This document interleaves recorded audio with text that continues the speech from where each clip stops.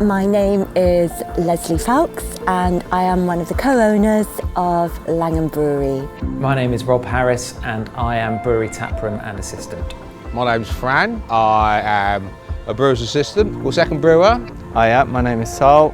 I'm one of the brewers and I've been at Langham's 12, 13 years.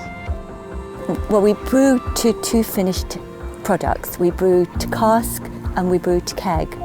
Our cask is secondary cask conditioned, which is the way that real ale has been produced through the ages, so that when it's racked off, there is sediment left in it and it gets placed in a cellar where the temperature is such that a secondary fermentation kicks off, and that enables the beer to stay fresher longer.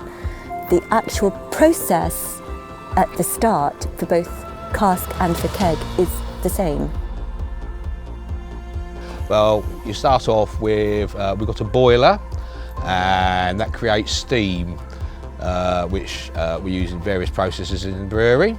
So first of all, you've got the HLB, which stands for hot liquor back. That's just like a big kettle, if you like. That's got steam coils inside it. And then we use that for heating up water for the main part of the brew.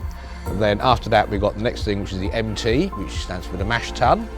That's where you add grain with water to make a porridge, and then the starch will turn to sugar there. Then you draw from there, you go a thing called an underback, which is like a pump really, into the copper, which has got more steam coils inside. And then you heat up the wort and add the hops in at different stages, depending on which beer you're brewing.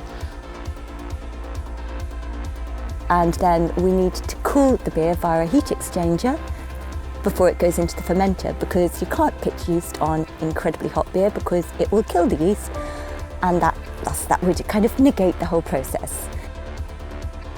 Then from there you go into the fermentation vessels, where you add yeast and you ferment the sugar, and it turns into alcohol and CO2.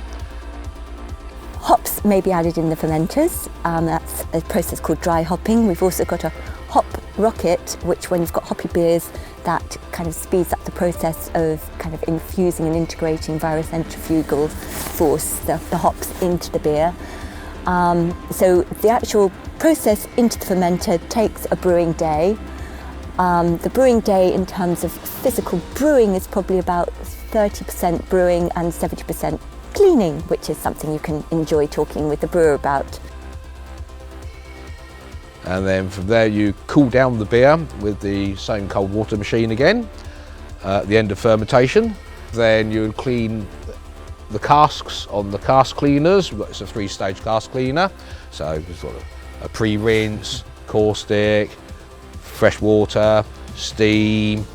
Attach the pipe onto the FV, fill the cask up full of beer, put the isinglass in to make your beer nice and clear, then put it into the cellar where you store it and sell it. I like all aspects of the brewery really. It doesn't really matter. There's no nasty bit. There's some bits that are more enjoyable than others, but I like jumping into the mash tun and digging out the mash. There's probably about I don't know, quarter of a ton of malt to dig out, then sort of like scrubbing it, making it all shiny and clean again, sort of like a Harley Davidson. I quite enjoy the cleaning side of it as well, because 95% of brewing is cleaning, so you can't really have shortcuts on cleaning. So it's something that you really have to be on top. I do like and I quite enjoy mixing and checking the hop profiles for the new beers, so you can check which hop can mix with which one. So you get different tasting notes from the hops. Then when you when you pitch the hops, you just get that aroma, and that's one of the parts I quite like. I like the mashing, like Fran. I love to see when the grain is mixing with the water, and you get like a porridge type coming out. Yeah, I like everything, because you just hands-on and do everything here. Yeah. Oh, since I started here, I don't think I really appreciated how technical beer making was, and I look in awe at Sal and Fran in the brewery there at what they can do. It's not just a case of throwing in the malt and the hops, it really is a technical skill. And as a result, I've learned a lot more about the beer making process, and great admirers of brewers generally, but especially those two in there, yeah. Oh, the taproom. We love the taproom. It's what we've wanted for a long, long time. When we started in 2005, we just had our lovely granary barn, and then we've grown organically. And when we started as well, there were only very few breweries, possibly around about 10 in Sussex.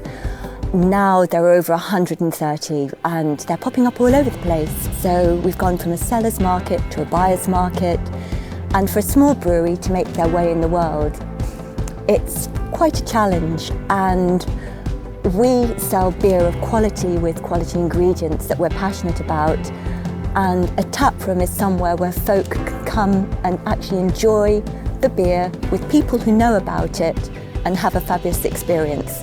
It has been a complete asset because it enables folk, walkers, cyclists to come, enjoy a pint and just enjoy our space because it is so beautiful here. So it's, yeah, double whammy. I would say during the pandemic, it's been really important to be part of a close team. We're a really nice, close-knit team here. We're small, but significant. And what we have noticed is people have come here not just for the beer, but for company.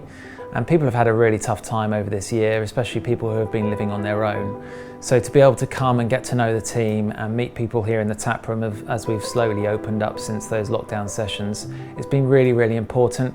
And just so lovely to see finally some smiley faces. And people who have come along here and said that the brewery really has made a difference to them mentally, not just drinking the beer, but being able to talk to people and see people. So it's been quite an amazing time to be involved with the taproom, and as a result we've built a great community.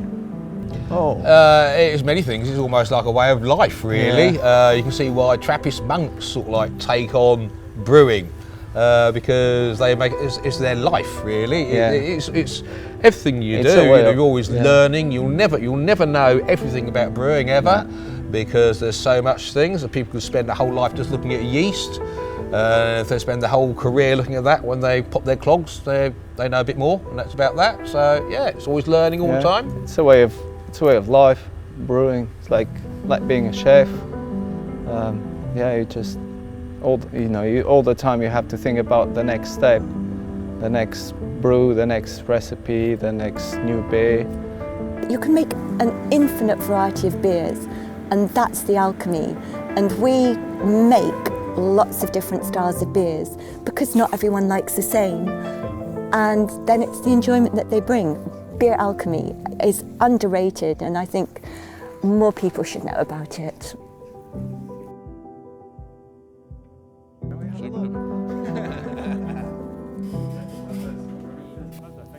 It's a pleasure.